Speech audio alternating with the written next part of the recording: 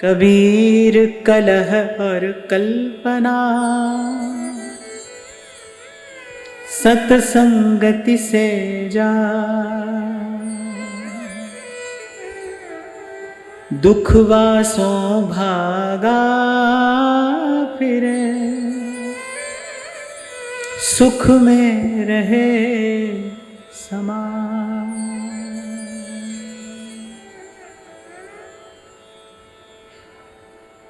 तो कल यही हमने चर्चा को विराम दिया था। अनुभवी महापुरुषों का ऐसा अनुभव है, ये बड़ा मूल्यवान सूत्र हमारे हाथ में आता है कि जैसे ही जीवन में शक्ति का अपव्यय रुकता है, साधन करने के लिए जो क्षमता अपेक्षित है उसका स्वतः विकास होता है। कई बार हम चर्चा करते हैं कि लक्ष्य क्या हो कि किस प्रकार इस जीवन रूपी अवसर का अधिक से अधिक सदुपयोग हम कर सकें, किस प्रकार जीवनी शक्ति का सदुपयोग किया जा सके। अभी 2 दिन पहले ही हमने इस विषय पर विस्तार से चर्चा की थी कि शक्ति का सदुपयोग कैसे करें, क्या है शक्ति के सदुपयोग की विधि। तो महापुरुष बड़ी सुंदर बात कहते हैं, शक्ति का दुरुपयोग मत करिए, यही सदुपयोग है। इसलिए कल मैंने थोड़ा विस्तार से चर्चा की कि बहुत सूक्ष्म और बड़ी गंभीर और बड़ी मूल्यवान ये बात है कि साधन करने के लिए जो क्षमता अपेक्षित है, साधन करने के लिए जो शक्ति हमें चाहिए, साधन अर्थात भीतर और बाहर का साधन, हमारी क्रिया में उत्साह बना रहे और हमारे भीतर धीरज बना रहे, और कहीं दोनों के मूल में दृढ़ निश्चय बना रहे। ये जो सामर्थ्य अपेक्षित है, जैसे कई बार आपको मैं कह देता हूं ना कि जो क्रिया पक्ष है उसको साधना बड़ा सरल है। मैं आपको कहूं आप माला करो, आप करोगे, मैं कहूं आप पूजा करो, आप करोगे। वो जो क्रिया पक्ष है उसको करना बड़ा सरल है, पर उसके साथ साथ जो भावनात्मक शुद्धि है कि हम किसी का अहित चिंतन नहीं करेंगे, हमारे जीवन में क्षमा आए, हमारे जीवन में तितिक्षा आए, हमारे जीवन में सहनशीलता आए, इसके लिए आपको परिश्रम करना पड़ेगा। कल मैं आपको यही बात कह रहा था ना कि शरीर को स्वस्थ रखना हो तो क्या करिए, स्वस्थ खाइए और परिश्रम करिए। ऐसे ही मन को स्वस्थ रखना हो तो क्या करिए, मन के लिए भी एक आहार है ना, स्वस्थ मन को स्वस्थ आहार दीजिए और मन से भी परिश्रम करिए। अब मन से परिश्रम क्या है? क्षमा मन का परिश्रम है, मौन मन का परिश्रम है, तितिक्षा मन का परिश्रम है, कोई भी परिस्थिति आ जाए उसको सह लेना, ये मन का परिश्रम है। और ऐसा करने से आपकी क्षमता का विकास होता है। हाँ ठीक है, मैंने कहा, आपने बड़े आदर से सुना, पर आवश्यकता किसकी पड़ेगी? यहां कबीर कहते हैं, कह रहे हैं कि शक्ति का अपव्यय कैसे रुकेगा, हमारे जीवन में जो व्यर्थ का चिंतन है वो कैसे रुकेगा। और व्यर्थ का चिंतन क्या है, जल्दी से बताओ फिर आगे बढ़ेंगे। भूत का शोक और भविष्य की चिंता, ये व्यर्थ का चिंतन है, और ऐसा करते करते ही हम शक्ति का अपव्यय करते हैं। तो कह रहे हैं ये जो कलह और कल्पना है, शोक के कारण जो मन में क्लेश है, और भविष्य की चिंता, वो जो कल्पना है जिसमें जीव उलझा रहता है। और मैं फिर कह रहा हूं, एक बार ये प्रयोग करके देखना, थोड़ी देर के लिए छोड़ो अपने मन को, आप देखोगे मन 2 ही तरफ जाता है, या तो वो भूतकाल का शोक कर रहा है या फिर वो भविष्य की चिंता कर रहा है। और ये दोनों ही कार्य आपकी शक्ति को व्यर्थ कर रहे हैं। और जब तक शक्ति इस प्रकार से व्यर्थ हो रही है, तब तक साधन में अभिनिवेश हो पाना लगभग असंभव है। क्रिया पक्ष तो आप करते रहोगे, लेकिन वो जो आपकी भावनात्मक उन्नति है, द रियल ट्रांसफॉर्मेशन, जो आपको भीतर से बदलेगी, जो भीतर से परिवर्तन आएगा, वो कठिन है, वो इसके बिना नहीं हो पाएगा। तो कह रहे ये दोनों ही बातें कैसे जाएंगी? कबीर कलह और कल्पना सत्संगति से जाए। कोई आपको चाहिए जो आपको जो आपका कंधा भी थपथपाए, जैसे गुरु करता है ना, अंदर हाथ सहारा दे और बाहर मारे चोट, जो आपको सुख में फूलने ना दे और जो आपको दुख में घबराने ना दे। और ये दोनों ही कार्य संत कर सकता है। इसीलिए कह रहे हैं कि कलह और कल्पना, ये जो शक्ति का दुरुपयोग हम कर रहे हैं, जिसके कारण हमारे जीवन में साधन के लिए जो क्षमता चाहिए उसका विकास नहीं हो पा रहा है। साधन करने के लिए जो चाहिए, भजन करने के लिए जो चाहिए, श्री जी की सेवा करने के लिए जो चाहिए, वो जो क्षमता चाहिए, वो हम नहीं प्राप्त कर पा रहे हैं। क्यों? क्योंकि शक्ति कहीं ना कहीं व्यर्थ जा रही है, यहां व्यर्थ जा रही है। और ये कैसे रुकेगा? कह रहे सत्संगति से जाए। हम भी भाई जब संत के पास में आए तभी तो कान में ये शब्द पड़ा ना, करे भरोसा राम का, निर्भय होके सोए, अनहोनी होनी नहीं, होनी हो सो हो। ना ना ना ना करते करते भी जो होना है भाई वो हो ही जाता है, होके ही रहता है। कितने करो मनोरथ माला, कितने करो, पर भावी पे पर्दा काला। हम भी संत के पास में आए तो ही तो कान में ये बात पड़ी कि होई ही जो राम रचि राखा। मानस की कुछ पंक्तियां तो मेरे जीवन में ज्योति स्तंभ हैं। माने उनके प्रकाश में मैं अपनी यात्रा आगे बढ़ा पाया। जब मैं ये पंक्ति पढ़ता हूं तो मुझे लगता है कौन कहने वाला है? वो जो त्रिभुवन का गुरु है,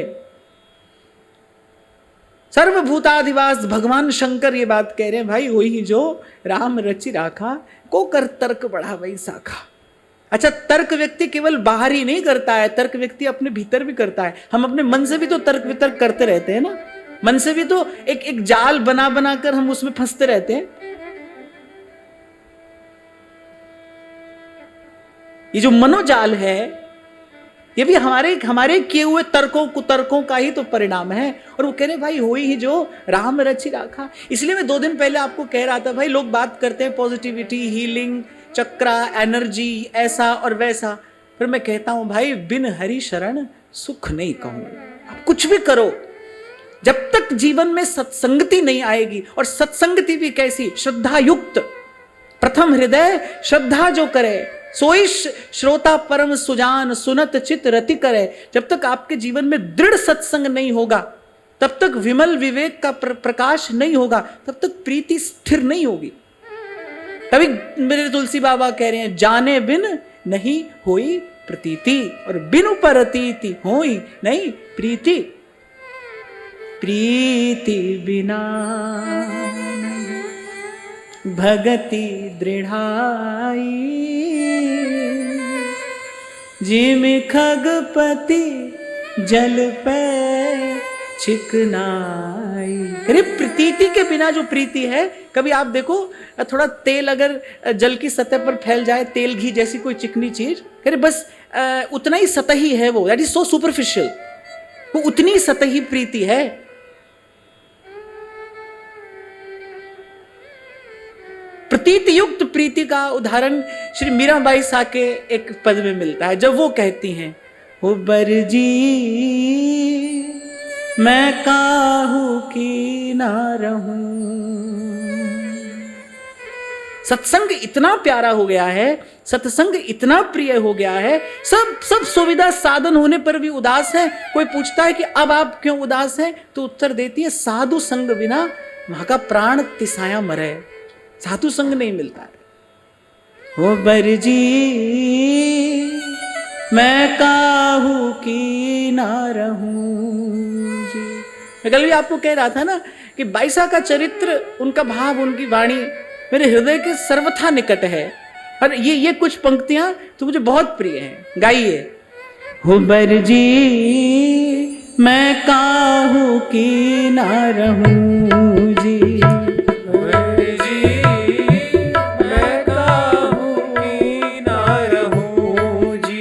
बरजना तो समझते हैं ना आप, बरजना माने रोकना। अरे अब मैं किसी के रोके नहीं रुकूंगी, अब मेरो कोई नहीं रोकन हार, मगन होए मीरा चली। हो बरजी मैं काहू की ना रहूं।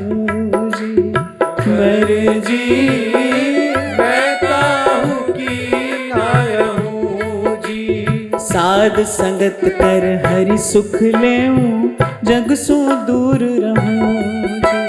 साध संगत कर हरि सुख लेऊं जग सो दूर रहूं जी। साध संगत कर हरि सुख लेऊं जग सो दूर रहूं जी। साध संगत कर हरि सुख लेऊं जग सो दूर रहूं जी। तन धन मेरो सब ही जावो, तन धन मेरो सब ही जावो, तन धन मेरो सब ही जावो, तन धन मेरो सब ही जावो। भल मेरो शीस लहो जी। बर जी मैं काहू की ना रहूं जी। मेरे जी मैं काहू की ना रहूं जी।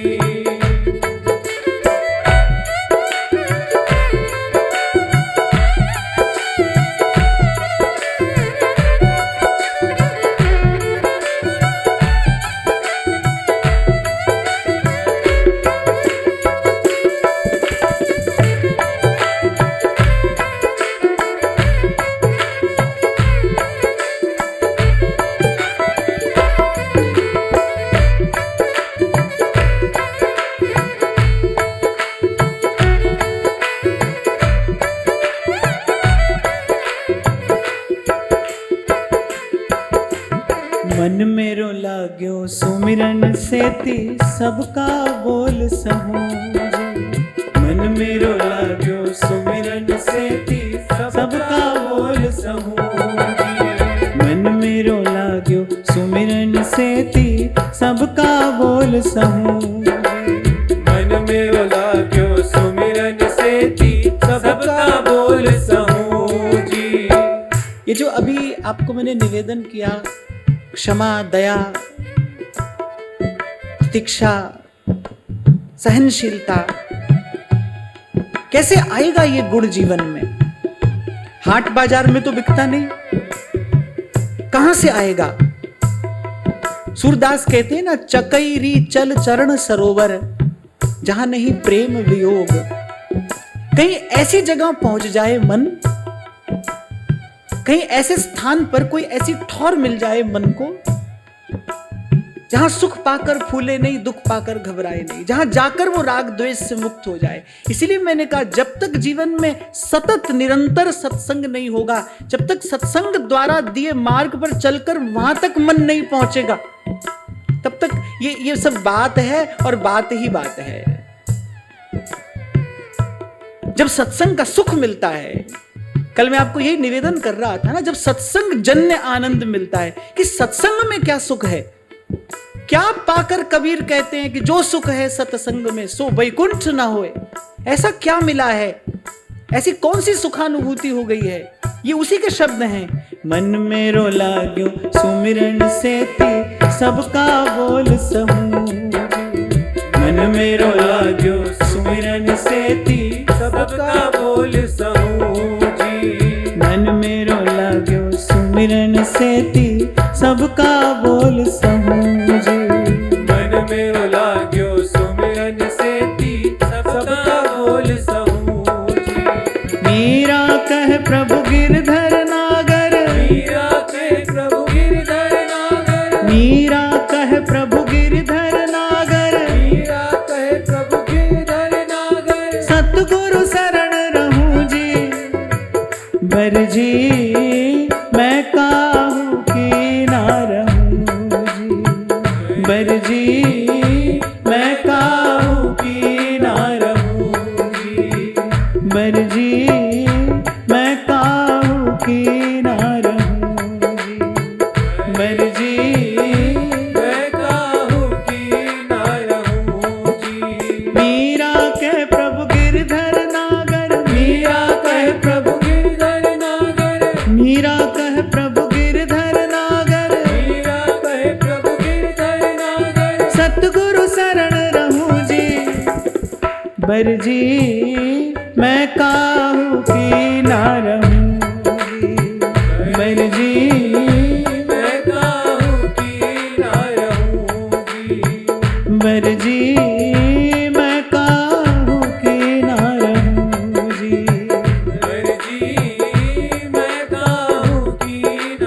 सब कहिए।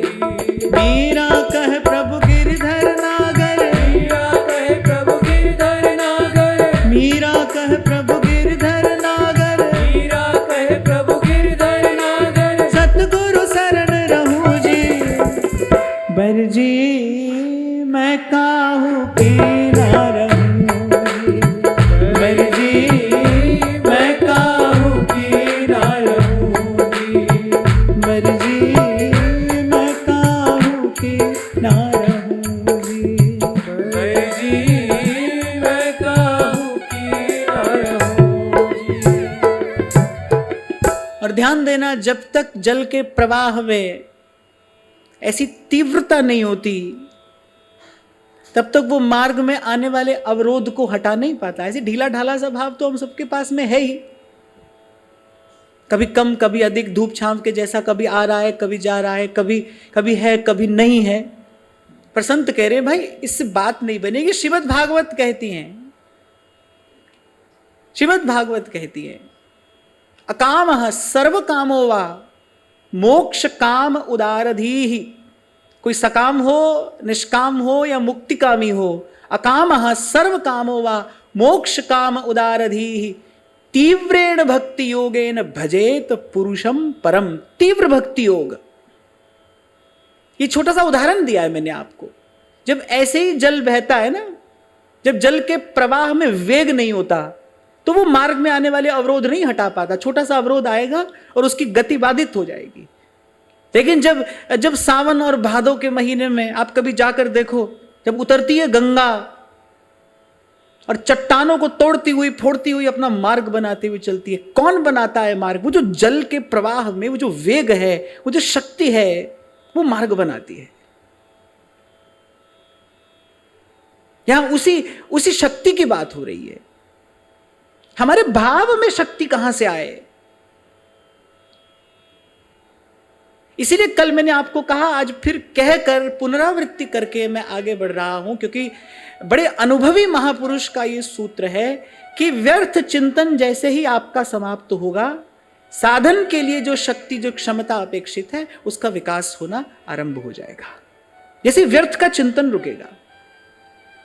पहले भी मैंने कई बार कहा कि अनुशासन अर्थात वैचारिक अनुशासन भी हो आपके जीवन में। एक होता है व्यक्ति समय पर जगता है, समय पर सोता है, समय पर खाता है, यहां से तो अनुशासन का आरंभ किया जाता है। तन से कोई भी कार्य आरंभ ही किया जा रहा है। पर आपके जीवन में एक वैचारिक अनुशासन भी हो, आपके जीवन में एक भावनात्मक अनुशासन भी हो। हमारे जीवन में भावनात्मक अनुशासन नहीं है, कहीं पर भी हम अपना भाव लगा देते हैं। और फिर क्या होता है, ये जो भावुक व्यक्ति होता है, फिर वो अंत में कहीं भटका हुआ मिलता है, कहीं पर भी अपना भाव लगा दिया, किसी भी बात पर विचार करने लगे। इसकी आवश्यकता नहीं है। इसलिए साधक के जीवन में समय व्यर्थ ना जाए। कल आपको मैंने निवेदन किया, क्योंकि देखा है मैंने, ऐसा दृश्य देखा है। विशेष रूप से लोग अलमारी बनवाते हैं जूता रखने के लिए, कि सब अपना जूता रखेंगे, यहां सब अपना कपड़ा रखेंगे। ऐसी वस्तु का आप इतना ध्यान रखते हो, तो आपको जीवन में समय का भी ध्यान रखना चाहिए ना। आपकी जो वास्तविक निधि है, जो आपकी वास्तविक संपत्ति है, साधक के जीवन में यही सबसे बड़ा अनर्थ है। जो समय व्यर्थ जाता है, यही सबसे बड़ा अनर्थ है। सब अनर्थों का मूल यही है। यहीं से सारे अनर्थ जीवन में प्रवेश कर जाते हैं। अव्यर्थ कालत्व, इसकी बात महापुरुषों ने बहुत कही है। समय व्यर्थ ना जाए। और भाई आप में हम कोई भी ऐसे नहीं है जो बिना सत्संग के अपने विवेक को जगाए रख सके। आपको पहले भी कभी मैंने कहा था, विवेक जग जाएगा, पर अगर सत्संग नहीं मिला फिर सो जाएगा। अगर संत का शब्द कान में नहीं पड़ता रहा फिर सो जाएगा। इसीलिए ये तो आवश्यक है, या में प्रमाद ना करे। फिर कहते हैं, संगत की जय संत की, जिनका पूरा मन, अनतोले ही देत है, नाम सरीखा धन। फिर ये भी थोड़ा स्पष्ट कर रहे हैं कि संगति कीजिए संत की, पर कैसे संत की? यानी जिनका पूरा मन। पहले भी कई बार मैंने कहा कि साधु की एक तो सार्वभौमिक परिभाषा है, सार्वभौमिक परिभाषा है साधु की, क्या? मनस्य एकम, वचस्य एकम, कर्मण्य एकम।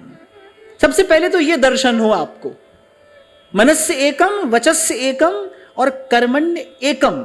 मैं आपको बड़ी विनम्रता पूर्वक कह रहा हूं, आप अन्यथा मत लेना, कि ये जो बात मैं आपसे कर रहा हूं ना, ये तो अभी बात ही है, मैं कह रहा हूं और आप सुन रहे हैं। ये आप भी कर सकते हैं, बहुत लोग कर रहे हैं, बड़े बड़े प्रतिभावान लोग हैं, कहीं की भी बात वो कैसे भी करके प्रस्तुत कर देते हैं। नेता अभिनेता भी यही काम करते हैं, नेता अभिनेता भी यही काम तो करते हैं। They convince you. आप देखो, आज आप सो कॉल्ड जिनको लोग इन्फ्लुएंसर कहते हैं, वो क्या करते हैं? आपको कन्विंस ही तो कर लेते हैं ना, उनके पास कुछ ऐसी प्रतिभा है, वो मना लेते हैं आपको, जैसा वो आपसे करवाना चाहते हैं वैसा आप करने लगते हैं। अरे यहां तक छोड़िए, जैसा वो आपसे चाहते हैं ना कि आप जैसा सोचे, आप वैसा सोचने भी लगते हैं। ये सब संसार में देखा जाता है ना। तो भाई हम कह रहे हैं, आप सुन रहे, तो कोई बहुत बड़ी बात नहीं है, कोई बहुत बड़ी बात नहीं। ये चीज, ये सब काम सब कर सकते हैं, मैं भी कर सकता हूं, आप भी कर सकते हैं। पर यहां किस संत की बात हो रही है? कह रहे जिसको बात करनी भले कम आती हो, ना आती हो। मैं आपको बड़ी विनम्रता पूर्वक की बात कह रहा हूं भाई, भगवत कृपा से मुझे जीवन में ऐसे संतों का संग सन्निधि मिली जो शायद बहुत अच्छी बात प्रस्तुत नहीं कर पाते, लेकिन उनकी सन्निधि बड़ी समर्थ है, उनका सानिध्य बड़ा समर्थ है, उनके आभा मंडल में कुछ ऐसा है जो आपके भीतर परिवर्तन कर देता है। कुछ जहां से ये चर्चा हमने आरंभ की थी कि जब आप बहते पानी के पास बैठते हैं, क्यों आपको शांति मिलती है? वाई यू फील फ्रेश, क्योंकि वो जल का जो प्रवाह है वो सुखद है। ऐसे जिसके जीवन में प्रवाह मानता है, उसका सानिध्य आपको भीतर से तरोताजा कर देता है, आपको एक नई प्रेरणा प्रोत्साहन से भर देता है। न लेना है, न देना है, न राग है, न द्वेष है, न अपना है, न पराया है। जैसे आप लोगों की बोलचाल की भाषा में कह देते हैं ना, आए की खुशी नहीं है और गए का गम नहीं है। ऐसा जो हाथ आया सो दे दिया, नहीं आया है तो भी राजी है, हाथ आया है तो राम जी की चिड़िया और राम जी का खेत, और दे दिया। इसीलिए भाई मेरी तो श्रद्धा यहां है, जैसे कबीर कहते हैं, वो कह रहे रहनी रहे सो गुरु हमारो, रहनी के हम साथी। बोले कहने की बात हम नहीं करते हैं, बोले कहते तो सब हैं, रहनी रहे सो गुरु हमारो, रहनी के हम साथी। साधु की रहनी क्या है, कैसे रहता है वो, क्या कहता है, ये बात अच्छी है, अच्छी है, अच्छी बात सब कहते हैं। जैसे मैं आपको कहता हूं भाई मंदिर में सभी भक्त हैं, मैं क्यों कहता हूं कि आपके जीवन की आध्यात्मिकता क्या है, आपका आध्यात्मिक पक्ष क्या है, how grown up your spiritual personality is. आपका जो आध्यात्मिक व्यक्तित्व है वो क्या है, वो मंदिर में पता नहीं चलता है भाई, क्षमा करना, वो आपके व्यवहार में पता चलता है। आपके जीवन में एक क्षमा है, आपके जीवन में कुछ उदारता है, अपना सुख किसी को दे सकते हो, अपने हिस्से की वस्तु आप किसी को दे सकते हो, यहां से पता चलता है आपका आध्यात्मिक पक्ष क्या है। हमारा जीवन प्रभु के योग्य बन रहा है कि नहीं बन रहा है। जो काम कथाकार करता है भाई, वो काम तो कलाकार भी कर सकता है, और उससे कहीं अधिक अच्छा कर सकता है, उससे कहीं अधिक अच्छा कर सकता है। इसीलिए आपको 2 दिन पहले कहा था भाई, ये वस्तु ऐसे नहीं मिलेगी। जब प्रभु के सामने जाओ, एक ही बात कहो, निरंतर, सतत, बार बार, हर बार, पद सरोज अनपायनी भक्ति सदा सत्संग।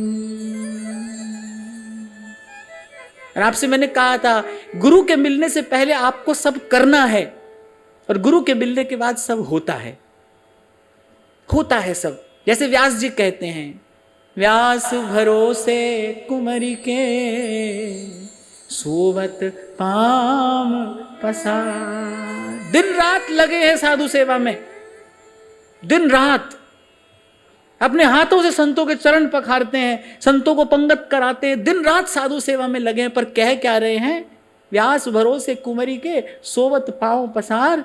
तात्पर्य क्या है, फिर अब हो रहा है, पहले हम कर रहे थे, अब हो रहा है। करने और होने का फर्क है। जब तक जीवन में गुरु नहीं है तब तक आपको करना है, करना चाहिए, गुरु आएगा फिर उसकी कृपा से होता है। तो कह रहे ऐसे संत की संगति कीजिए संत की। अगर ये आवश्यक नहीं होता कहना तो नहीं कहते। कह रहे जिनका पूरा मन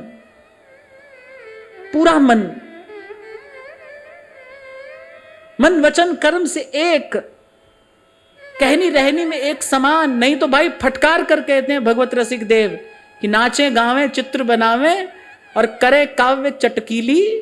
तभी तो मैं कह रहा हूं भाई जो काम हम कर रहे हैं वो कलाकार भी करते हैं, हमसे अच्छा करते हैं। हम तो मुट्ठी भर लोगों को मना पाते हैं, वो एक साथ लाखों करोड़ों लोगों को अपने पीछे चला लेते हैं कि नहीं। प्रतिभा है उनकी, ये तो प्रतिभा की बात है। मैं बात कर रहा हूं प्रसाद की, जो आपको चमत्कृत न करे, जो आपको चमत्कृत नहीं, जो आपको भीतर से आनंदित कर दे, तृप्त कर दे, जिसके पास प्रतिभा नहीं दिखाने के लिए हो, जिसके पास देने के लिए प्रसाद हो। वो कह रहे हैं संगति की जय संत की जिनका पूरा मन, अनतोले ही देत है नाम सरीखा धन। अब बोले जो बिना तोले माने बिना तोल मोल किए, तोले माने बिना व्यापार किए, क्षमा करना। पर अब जब ये कह रहे हैं तो मुझे भी इनकी बात तो कहनी पड़ेगी ना कि ये सब वस्तु भी आज बाजार लगाई तो है ना, पर कहने उससे लेना जो बिना तोले दे, बिना लेन देन की बात किए, जो दे देना, या फिर ऐसा कह लो जो बिना ही मांगे तुम्हें दे, जो बिना किसी स्वार्थ के, बिना किसी लोभ के, येन केन प्रकारेण तुमको भजन में लगा दे, कह रहे उससे लेना जो अनतोले ही देत है नाम सरीखा धन। मेरी दृष्टि में तो भाई, मेरी दृष्टि में ये बहुत मेरा निजी विचार है, मेरी दृष्टि में तो सब समेट कर संत की एक बात, एक परिभाषा हमारे हाथ आती है, साधु सोई जो हरि जपावे, जो किसी भी प्रकार से भाई आपको भजन में लगा दे बस। क्योंकि ये बात आप आज मान लो या कभी मान लेना, कोई भी युग हो, कोई भी काल हो, पर संग फिरत है काल भ्रमत नित शीस पर, ये तन अति छिन भंग धुआं को धौर हर, याते दुर्लभ काल न वृथा गमाइए, ब्रजनागर नंदलाल सुनिस दिन गाइए। पहली बात भी यही है, अंतिम बात भी यही है। इसलिए मैं आपसे उस दिन कह रहा था भाई हमने भी बहुत बहुत बातें कही, सुनी, पढ़ी, चर्चा की, विचार किया, सब करके देखा भाई ये क्या है, वो क्या है, डिफरेंट डायमेंशंस। मैं फिर कह रहा हूं, मैं ये नहीं कह सकता हूं कि सब है रसायन हम किया, पर भगवान की कृपा से ये बहुत बहुत सब देखा, पढ़ा, सुना, समझा, विचार किया, फिर अंत में ये बात समझ में आई भाई कुछ भी कह लो, कुछ भी कर लो, पर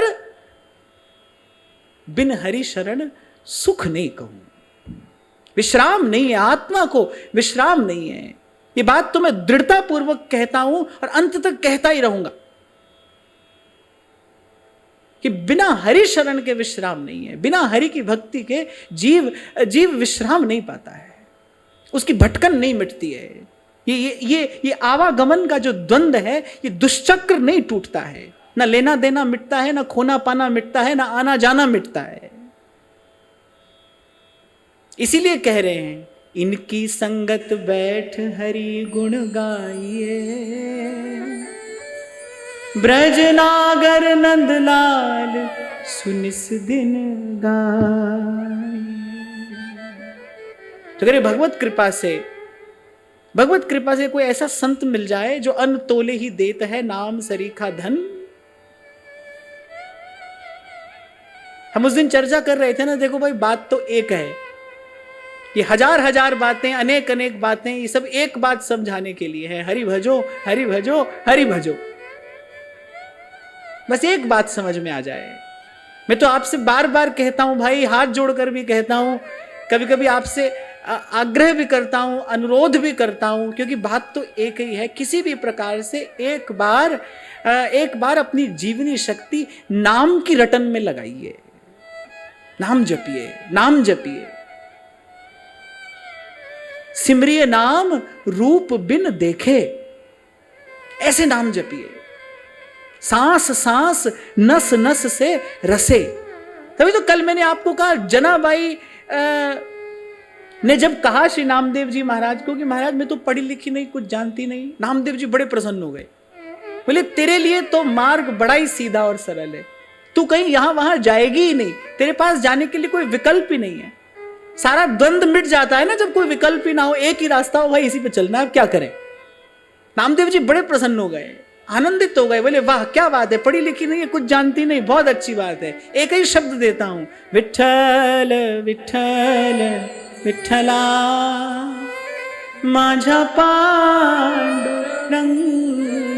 विठ्ठला, विठ्ठल विठ्ठल विठ्ठला पांडुरंग विठ्ठला। मैं बिल्कुल निसंकोच होकर यहां से ये बात कह रहा हूं कि व्यासपीठ का उज्जवल कर्तव्य है, अगर थोड़ा सा सब लोग इस बात पर ध्यान दे देना कि यहां से केवल सद्धर्म का उपदेश किया जाए, और सद्धर्म केवल हरि का नाम है, तो आप देखें कि इस देश की आस्तिकता में कितनी वृद्धि हो जाए और शुभ मंगल का संचार हो जाए, अगर प्राणी मात्र सीधे सीधे हरि के नाम से लग जाए। तो और किसी चीज की आवश्यकता ही नहीं भाई, और कुछ नहीं चाहिए, कुछ भी नहीं, केवल नाम। नाम में श्रद्धा, नाम में प्रीति, नाम में निष्ठा, नाम में विश्वास। ये जो अभ्यास हम नित्य प्रति करते हैं, किस लिए? कि नाम में हमारी निष्ठा हो जाए, नाम में हमारी दिन दिन प्रीति बढ़े, नाम में हमारा अनुराग बढ़े।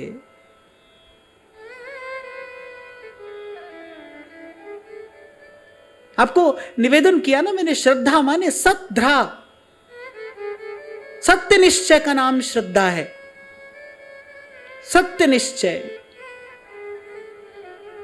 अंग्रेजी की कहावत है, life is easy when there are no options. जीवन सरल हो जाता है जब विकल्प नहीं होते। तो ऐसे ही आप भी अपनी आध्यात्मिक यात्रा को सरल बनाइए, कोई विकल्प रखिए ही नहीं अपने पास, कोई विकल्प है नहीं। सेवक जी महाराज के द्वारा हित धर्म का प्रकाश हुआ। महाप्रभु तो आए और प्रिया जी को लाल लड़ाकर चले गए। इसीलिए मैं कहता हूं कि गुरु आज्ञा तो सेवक वाणी है, संविधान तो सेवक वाणी है, आचार संहिता सेवक वाणी है। आप खूब उलट पलट कर देखिए, बहुत बात श्री सेवक जी महाराज ने कही, पर अगर एक बात पकड़नी हो तो क्या आएगी? जहां से वो आरंभ करते हैं, श्री हरिवंश चंद्र शुभ नाम, सब सुख सिंधु प्रेम रसधाम, जाम घटी बिसरे नहीं। यह जो पर्यो मोहि सहज, बोलो, श्री हरिवंश नाम रस चाव, नाम सुदृढ़ भव तरन को, नाम रटत आई सब सोही, देहु सुबुद्धि कृपा कर मोही, पोए सुगुन माला रचऊं। कल मैं आपको कह रहा था ना, मुझसे जब किसी ने पूछा कि आपको ये श्री गुरुवाणी इतनी प्रिय क्यों है, क्योंकि दो ही बात कहती है गुरुवाणी, हरि का नाम और साधु की संगति। और इसके अतिरिक्त भाई जो है वो जीव को उलझाने वाला है, जीव को भरमाने वाला है। वहां से आरंभ करते हैं श्री हरिवंश चंद्र शुभ नाम, नाम से आरंभ करके कहां पर विश्राम पाते हैं? वाणी श्री हरिवंश की, कह हरिवंश ही नाम। नाम, और मैं तो कहता हूं नाम ही वाणी है, वाणी ही नाम है। वाणी का जो वर्ण विषय है वही नाम का नामी है, नाम का जो नामी है उसी का गुण, उसी का रूप रस वाणी में है। नाम और वाणी एक ही है, नाम। सिमरिए नाम रूप बिन देखे, ऐसे सरलता से बताते हैं संत, कौड़ी लगे नादान। ऐसे कभी कभी अपने मन से पूछ लिया करो, भाई कोई मोल लग रहा है नाम जपने में? कोई कठिनाई हो रही है, कोई मोल लग रहा है, कोई नुकसान हो रहा है, क्या हो रहा है?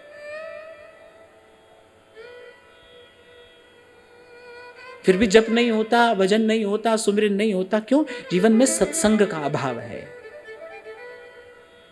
इसीलिए ध्रुवदास जी सिद्धांत विचार लीला के मध्य में कहते कृपा ते संग और संग ते कृपा, ये दो ही जुड़े तो भजन होए।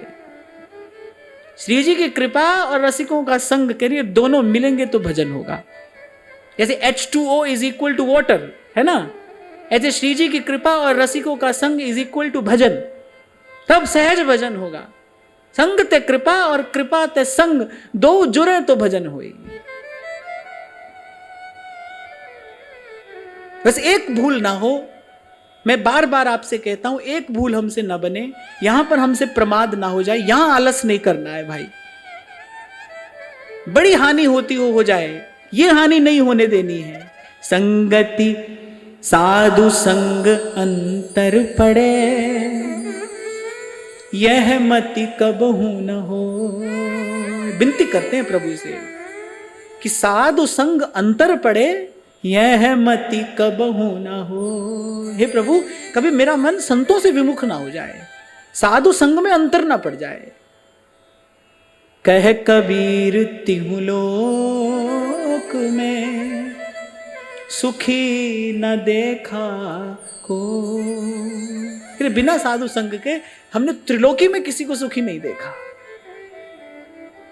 कृपा जल दे नानक सारंग को, हुए जाते तेरे नाम वासा, मोहिया ही प्यासा, तेरे नाम वासा, मोहिया ही प्यासा, तेरे नाम वासा। कल एक छोटी सी बात मैंने आपसे कही थी, आप केवल इतना ही आरंभ करिए और फिर अपने जीवन में परिवर्तन देखिए। मैं तो बार बार आपसे कहूंगा भाई, हमारी बात सुनकर मत रह जाओ, केवल सुनकर मत रह जाइए, करके देखिए, ये प्रयोग करके देखिए। इसको आप गुरु आज्ञा ही समझ लीजिए। कोई कहता है ना अपनी आय का दशांश लाओ, मैं कहता हूं आप अपने समय का दशांश भजन को दे दो, बस अपने समय का दशांश। आपका धन, आपकी संपत्ति आपके पास रहे, सुरक्षित रखिए। हम तो आपसे यह मांग रहे हैं, अपने समय का दशांश भजन में दे दीजिए। दिन का 10वां हिस्सा अब भगवत भजन और भगवत स्मरण के लिए निवेदन करिए। 3 दिन आ जाओ सत्संग में, 30 दिन आपके पास में है, उसमें से 3 दिन निकालकर सत्संग में आ जाओ। अपने घर से चलो तो ये पवित्र लक्ष्य लेकर चलो, प्रभु का धन्यवाद करते हुए चलो। 3 दिन, 30 में से 3 दिन।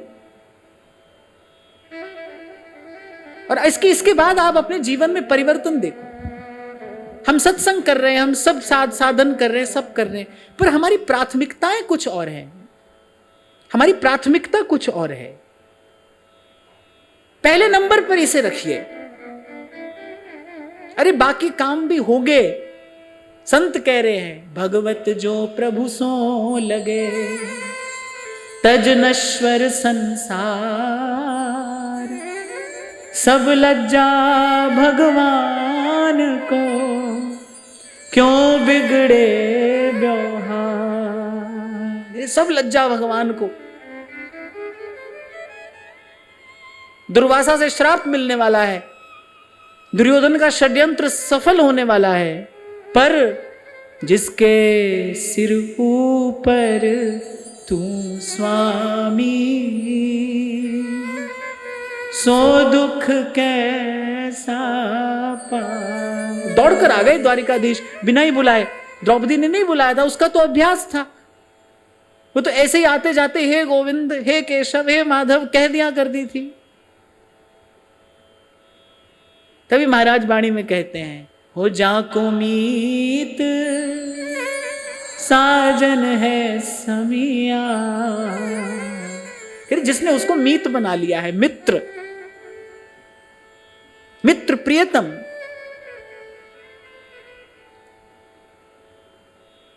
स्वामी श्री शरणानंद जी महाराज बार बार कहते थे ये बात, कि आप में प्रेम नहीं है, आप ही प्रेम हो। प्रीति का विशुद्धतम स्वरूप आप ही हो। जीव का विशुद्ध स्वरूप क्या है? प्रेम है। प्रभु का विशुद्ध स्वरूप क्या है? रसो वै सह, प्रेम है। और ममैवांशो जीव लोके जीव भूतः सनातनः, ईश्वर अंश जीव अविनाशी। अगर वो प्रेम है तो हम भी प्रेम है। प्रेम के अतिरिक्त हमारे जीवन में जो है दैट इज फॉरेन पार्टिकल, वो हम नहीं है, वो विजातीय है, कष्टकारी है। हमारे शरीर में कोई भी विजातीय तत्व आ जाए, शरीर को रोग हो जाता है ना, शरीर रोगग्रस्त हो जाता है। कुछ भी विजातीय आ जाए थोड़ा सा भी, इट्स कॉल्ड एन इन्फेक्शन, संक्रमण। प्रेम के अतिरिक्त जो है वो विजातीय है, वो हम नहीं है, वो हमसे नहीं है, वो हमारा नहीं है। और आप देख लो, आप अपने जीवन में देखो, क्रोध में आप सदा नहीं रह सकते। काम का वेग भी जर की भांति चढ़ता है और उतरता है। कुछ भी आप देखो, कोई भी भाव भावना आप आकलन करके देखो, आप उसमें चाहो भी तो बने नहीं रह सकते। पर प्रेम में व्यक्ति जन्म जन्म रह लेता है। क्यों? क्योंकि वही उसका सहज स्वरूप है, सहज सिद्ध स्वरूप है। प्रभु क्या कह रहे हैं? मम दर्शन फल परम अनुपा, जीव पाव निज सहज स्वरूपा। ठाकुर जी के दर्शन से क्या होता है? प्रेम उमड़ता है। फिर जीव पाव निज सहज स्वरूपा। आपने जो प्रसाद दिया महाराज जी मुझे, मैं जब दर्शन करता हूं तो एक बात बार बार उसमें मुझे मिली कि वो कह रहे हैं कि आप में प्रेम नहीं, आप ही प्रेम हो, तुम ही प्रीति का विशुद्धतम स्वरूप हो। इसी को कहते हैं स्वस्थ होना। जब आप प्रेम स्वरूप हो जाएं, यही है आपका स्वस्थ होना, अपने स्वरूप में स्थित हो जाना। तो बिना बुलाए आ गए प्रभु, सब लज्जा भगवान को। संत कह रहे हैं कि जो जिसने उसको अपना मित्र प्रेमास्पद बना लिया है, किसी भी चीज के बिना रह सकते हैं भाई, पर प्रेम के बिना नहीं रह सकते, प्रेम के बिना नहीं रह सकते। जाको मीत साजन है समिया, तिस जन को काहे की कमियां। ओ जाकी प्रीत गोविंद स्यों लागी, ओ जाकी प्रीत गोविंद स्यों लागी। दुख दर्द प्रम ताका भागी, हो जाको मीत साजन है समिया, इस जन को काहे की कमियां। जाको मीत साजन है समिया, इस जन को काहे की कमियां। अरे उत्तम मति मेरे हृदय तू आऊ, और ध्यावहूं गावहूं गुण गोविंदा, अति प्रीतम मोहे लागे नाऊ। यही सत्संग से भी यही प्रसाद पाना है, नाम में प्रीति हो जाए। प्रीति सहित यह नाम कहाई। नाम के रूप में प्रभु सदा अंग संग रहते हैं, संग साथ रहते हैं, नाम के ही रूप में। मैं कई बार आपसे कहता हूं ना भाई, नाम तो आ गया जीवन में, अब नाम की खुमारी कैसे आए। नाम खुमारी नान का, वो जो चढ़ी रहे दिन रात, जिस देश से लौटना ना हो, जिस देश से लौटना ना हो, जिसको पाकर कबीर कहते हैं हमन गुरु नाम साचा है, हमन गुरु नाम साचा है, हमन को बेकरारी क्या, हमन है इश्क मस्ताना, हमन को होशियारी क्या। तो कह रहे साधु संग अंतर पड़े, यह मति कबहु न होए। कहे कबीर तिहु लोक में सुखी न देखा को। ये तो आगे एक और बात कहते हैं, मथुरा काशी द्वारका हरिद्वार जगन्नाथ, साधु संगति हरि भजन बिन कछु न आवे हाँ। सो सत्य बात है, वृंदावन वास का भी सुख सत्संग के साथ में है।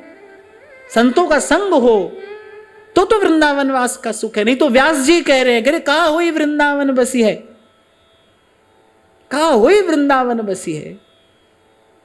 क्या है ना, जीव प्रमादी है, प्रमाद हमारे स्वरूप स्वभाव में घुल मिल गया है, प्रमादी है। पुरुषार्थ से परिश्रम से बच के रहना चाहता है। कोई भी हो, आप में कोई भी हो, परिश्रम करना अच्छा नहीं लगता, आराम करना अच्छा लगता है। सीधी सी बात है ना, ये आराम करना अच्छा लगता है। इतना आराम करना अच्छा लगता है कि मैंने हाथ पैर बिल्कुल हिलाना नहीं पड़े। मैं तो कहता हूं जड़ मनुष्य की जड़ बुद्धि और उसके दृष्टिकोण में जड़ता ही विकास है, बस जड़ता की ओर बढ़ रहा है। हाथ पैर ना हिलाना पड़े, कैसे जीवन की परिकल्पना है ये, मनुष्य कैसे जीवन की कल्पना कर रहा है, बोले हाथ पैर नहीं हिलाना पड़े, उंगली भी नहीं। पहले तो चलो तुम मोबाइल पर उंगली दबा रहे थे, फिर ये भी ना करना पड़े, उंगली नहीं चलानी पड़े हमको, बैठे बैठे सिरी। फिर उसके बाद कुछ और आ जाएगा, कोई तुम्हारे मन की बात पढ़ लेगा, कुछ ऐसा कल्पतरु उतार लाओगे तुम स्वर्ग से, मन की बात कोई पढ़ लेगा, फिर तुम्हारा मन जो है वो भूत कहेगा तो भूत आ जाएगा सामने। ऐसी जड़ता की ओर मनुष्य जा रहा है। क्या जीवन है ये, जिस जीवन में पुरुषार्थ नहीं है। अरे शास्त्र कहता है सबसे बड़ा शत्रु मनुष्य का अगर कोई है तो वो प्रमाद है। ध्यान रखना, ध्यान रखना। बहुत सुविधा जीवन में ना बढ़ जाए, इतनी सुविधा ना बढ़ जाए कि आपकी क्षमता ही समाप्त होने लगे। ऐसी सुविधा जीवन में न बढ़ने देना, तो प्रमाद है ना। तो ऐसे ही हम लोग कोई ना कोई संतों की बात में से भी, शास्त्र की बात में से भी हम कोई ना कोई ऐसी पंक्ति ढूंढ लेते हैं जिससे हमारे प्रमाद से भरे हुए जीवन को थोड़ा सहारा मिल जाए। बोले देखो यहाँ कह रहे हैं, जैसे एक बार किसने कहा था, बोले देखो वृंदावन शतलीला में भी लिखा है कि कौन सा दोहा है कि और देश में बसत ही अधिक भजन जो होए, यही सम नहीं पूजत तो वृंदावन रहे सोए। देखो यहां तो आकर सोई जाओ भले। अब कहने वाले ने तो ये बात, क्या कभी कभी इस प्रकार के अलंकार का प्रयोग किया जाता है। जैसे हम कहते हैं कि मीठे रस से भर्योरी राधा रानी लागे, ने खारो खारो जमुना जीरो पानी लागे। अब जमुना जी तो खारी नहीं है, रसैक सीव राधिकाम पदाब्ज भक्ति साधिकाम। प्रिया जी के माधुर्य को कहने के लिए कि कैसा माधुर्य है, माने ऐसा माधुर्य है मान लो कि उसके सामने जमुना जी भी खारी है। तो ऐसी एक युक्ति होती है काव्य में, ये एक युक्ति है, रसवर्धन के लिए ऐसे कहा जाता है। ध्रुवदास जी ने तो ये कहा है कि भाई देखो जहां पर सोने की ये महिमा है, वहां पर आकर भजन करोगे तो भजन की क्या महिमा है। बात तो वो ये कह रहे हैं। अब जो हम लोग हैं अपने मतलब की बात वहां से निकाल ली। वृंदावन में सोनो भलो, या तो सो के खूब आनंद हो रहा है, आओ तो सो जाओ। तो ऐसे ही कुछ लोग मैं देख रहा हूं, पिछले सत्र में महाराज जी ने मुझसे कहा था, तब हम चर्चा इस बात की कर नहीं पाए। भाग भाग कर आ रहे हैं, भाग भाग कर आ रहे हैं, वृंदावन वास करेंगे, वृंदावन वास करेंगे। अरे वृंदावन ही नहीं रहने दिया आपने, किसका वास करोगे। ये जो सब लोग आ गए, हमने वृंदावन में वृंदावन ही नहीं रहने दिया, अब किसका वास हो रहा है। जहां देखो वहीं तो ईंट पत्थर का पसारा होता चला जा रहा है। और क्या खाली यहां पर आकर आपको लगता है कि इतने सस्ते हो गए भगवान, आपको लगता है इतना सस्ता हो गया प्रेम। यहां रसिकों ने खंड खंड हो जाए तन, अंग अंग सतटूक, अपने शरीर के एक एक अंग के 100 टुकड़े करवा कर और वृंदावन का रस पाया है। आज आप 50 लाख 1 करोड़ रुपया खर्च करके आपको लगे बस वृंदावन वास हो गया, अब तो कुछ और करना ही नहीं है। तो आप इस भूल भ्रम में मत रहना। यहां कह रहे हैं मथुरा काशी द्वारका, और कहीं पे भी चले जाओ, हरिद्वार जगन्नाथ। एक समय था जब तीर्थ पर एक गृहस्थी तप करने के लिए जाता था, कि कुछ काल तीर्थ में रहकर वो तप करता था, संयम से रहता था, साधन के योग्य अपने आप को बनाने का प्रयास करता था, कुछ दान करता था, कुछ अपनी अर्जित संपत्ति सेवा में लगाता था। सत कर्म करने जाता था, पुण्य उपार्जन के लिए जाता था। आज देखो कैसा दृश्य हो गया, और अभी आगे देखो क्या होगा। अच्छा, इसमें थोड़े से दोषी तो हम लोग भी हैं। हम ही लोगों ने तो गाया, जा जाकर गाया वृंदावन वृंदावन वृंदावन, तो भगे आए सब लोग। पर यहां संत कह रहे हैं भाई, साधु संगति हरि भजन बिन कछु न आवे। हाँ, सत्संग के साथ, हरि के भजन के साथ यहां की महिमा है। एक एक बात तो हमने चुन ली, वृंदावन रहे सोए, पर दो पग आ गई। ध्रुवदास जी क्या कह रहे हैं, बस के वृंदा विपिन में इतनो बड़ो सयान, युगल चरण के भजन बिन निमिष न दीजे जान। अगर वृंदावन मिल गया है तो फिर ऐसा जीवन हो। आपको याद हो, कभी मैंने आपसे कहा था, एक बड़े प्यारे संत, उन्होंने मुझसे बात कही थी, शायद 12-13 बरस पहले की बात है। उन्होंने कहा था, बोले बेटा अपना रंग दिखाना हो ना, बोले पूरा संसार है, तुम प्रतिभाशाली हो, तुमको अपनी प्रतिभा का रंग दिखाना हो, तो बोले बेटा पूरा संसार है, कहीं भी जाकर दिखाना, पर श्री जी की कृपा से अगर वृंदावन मिल जाए तो फिर केवल भजन करना, भजन करना, भजन करना। मुझे वो शब्द भूलते नहीं, गूंजते हैं बार बार। फिर अपना रंग दिखाना हो, अपनी प्रतिभा का रंग दिखाना हो, फिर सारा संसार रंगमंची तो है, जाओ, ताली पीटने वाले लोग मिलते हैं, हर गली में मिलते हैं। पर अगर श्री जी की कृपा से वृंदावन मिल जाए तो भजन रसमयी विपिन धर, समझ बसे जो कोई। क्या कह रहे हैं ध्रुवदास जी, कह रहे भजन रसमयी विपिन धर।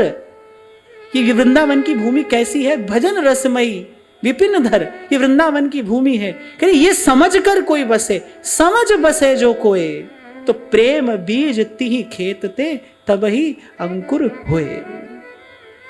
कह रहे फिर प्रेम की बेल लहलहाती है, पर समझ बसे जो कोई।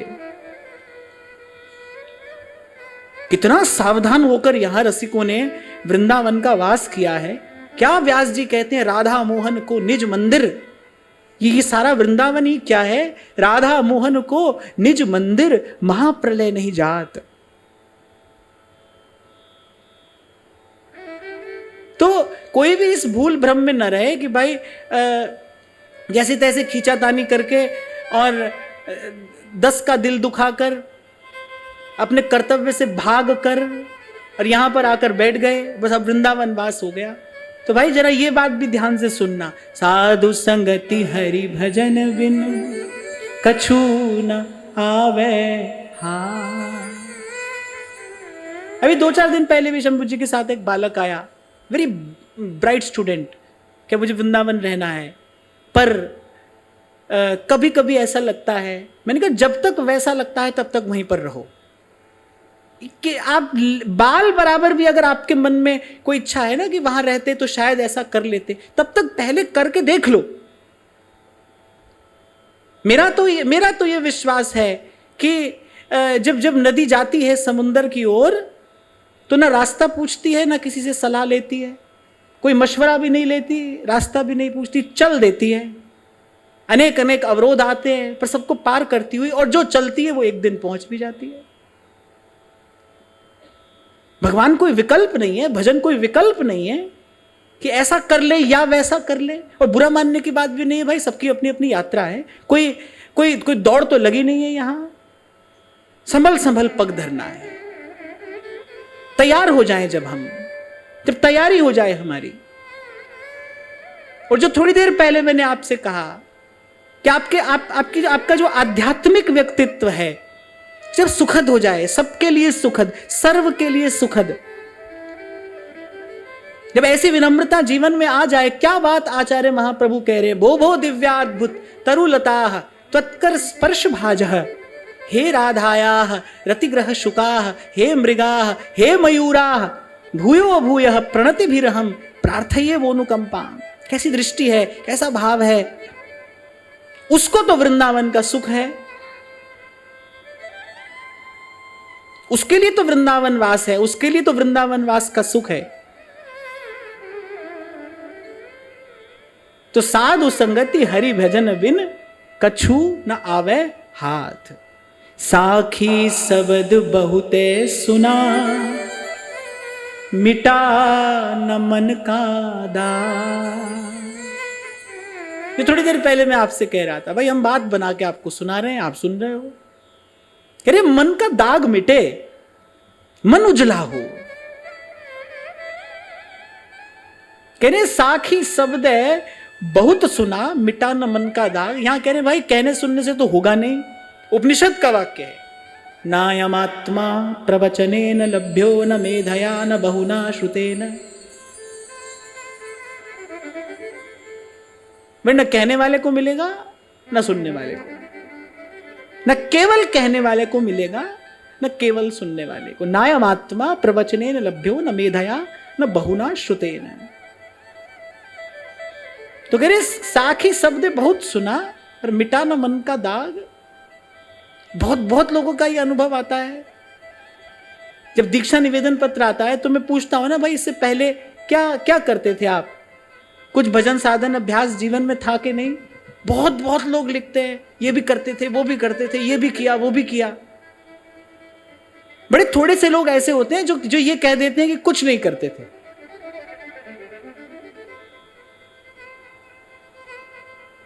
कई लोग तो हमको पूरा का पूरा उपदेश देते हैं दीक्षा निवेदन पत्र में।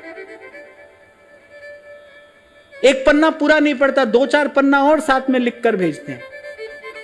थोड़ी मुझ पर भी दया किया करो, मेरे पास में हजारों पत्र आते हैं, सबको मुझे पढ़ना है। महाराज जी भी 3-4 दिन पहले की बात है, यहां पर किसी ने लिखकर भेजा कि पिछले 1.5 वर्ष से आपका सत्संग सुन रहे हैं, ठीक है, आपने सत्संग में ये कहा, ठीक है, हमको भी ऐसा ही लगता है, ठीक है, अब बताइए आपका क्या विचार है,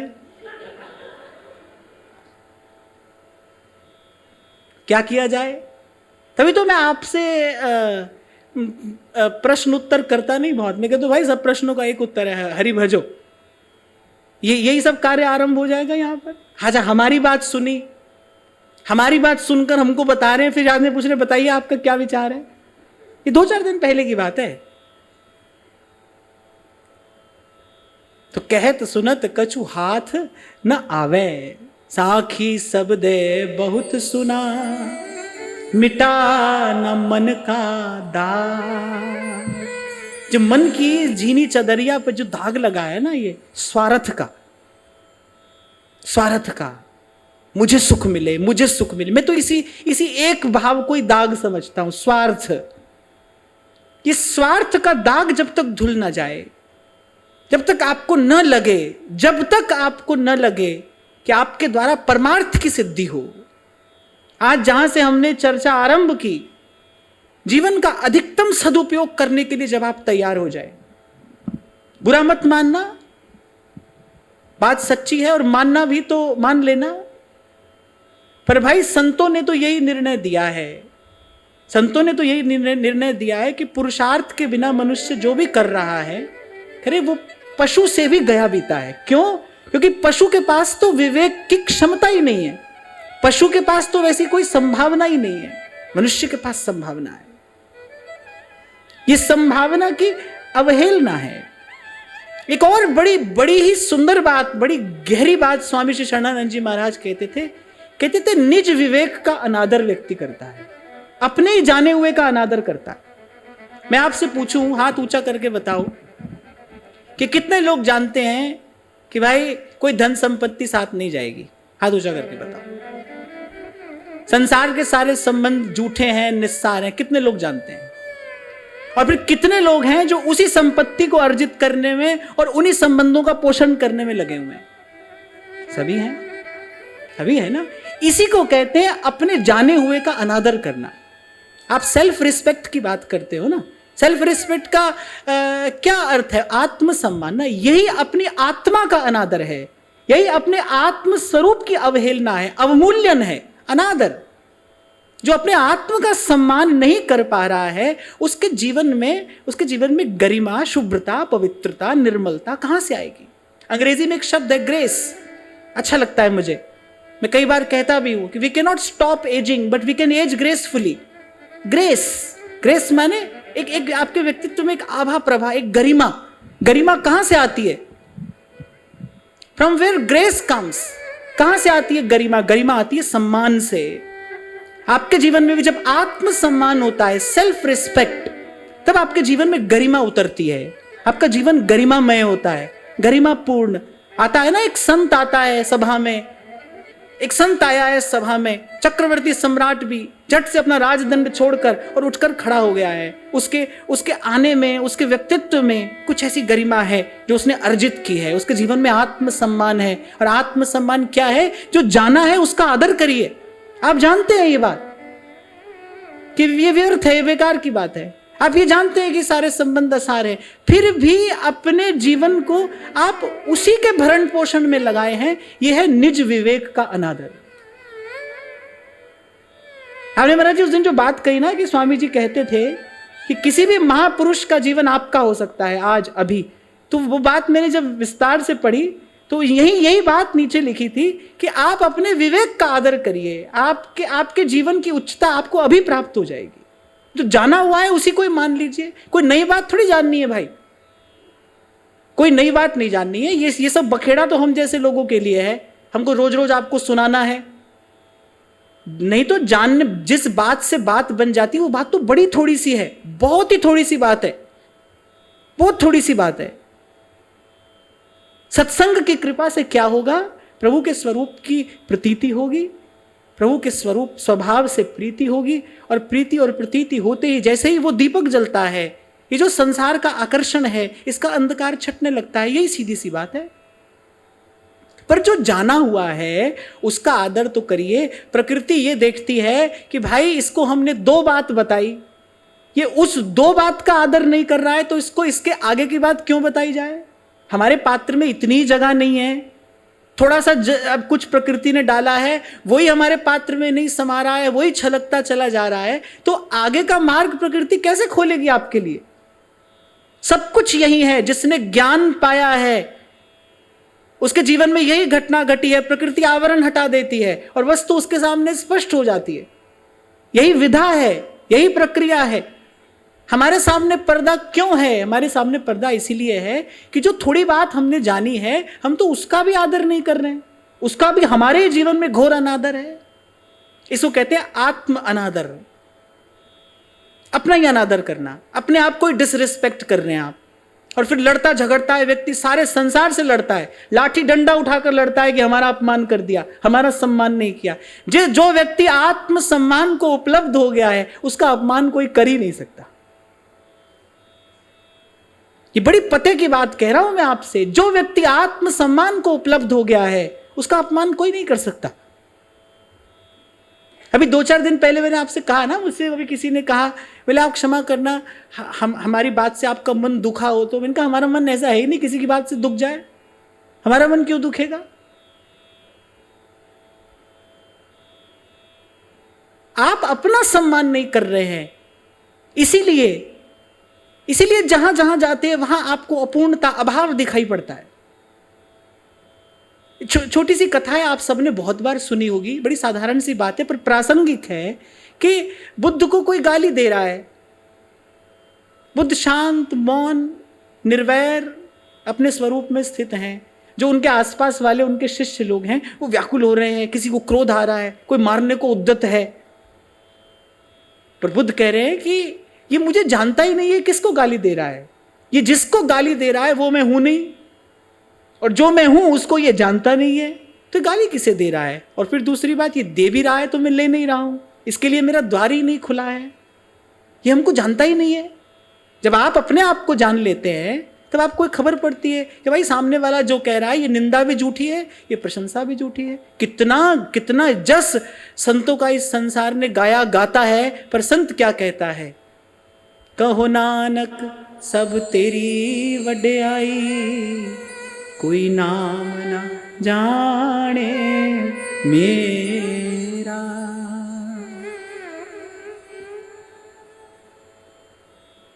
तो कह रहे भाई मन का दाग नहीं मिटा कहने सुनने से, संगति सो सुधरा नहीं, ताका बड़ा अभाव। फिर कह रहे कोई ऐसा भी हमने देखा जो संग से भी नहीं सुधरा। ऐसा संकेत गोस्वामी जी करते हैं कि मूर्ख होई न ज्ञान, जो गुरु होई बिरंचि सम। मूर्ख को ज्ञान नहीं होता। अब मूर्ख कौन होता है? कौन होता है मूर्ख?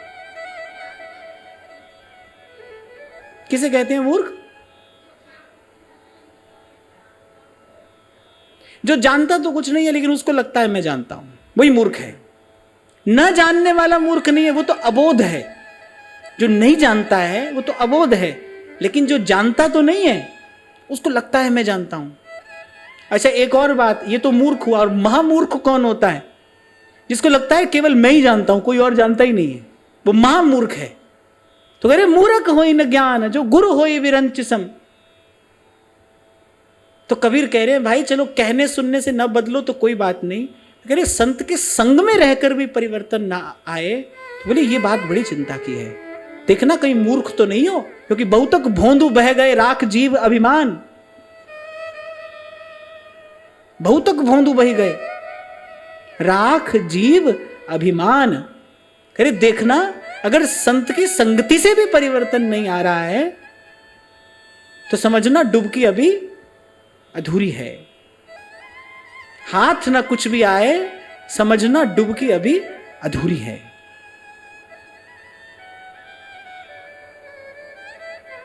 तो आज की वार्ता यहीं श्री जी के चरणों में निवेदन करते हैं। महाराज श्री के चरणों में प्रणाम। आप सब के हृदयस्थ हित प्रभु को, भाव प्रभु को नमन।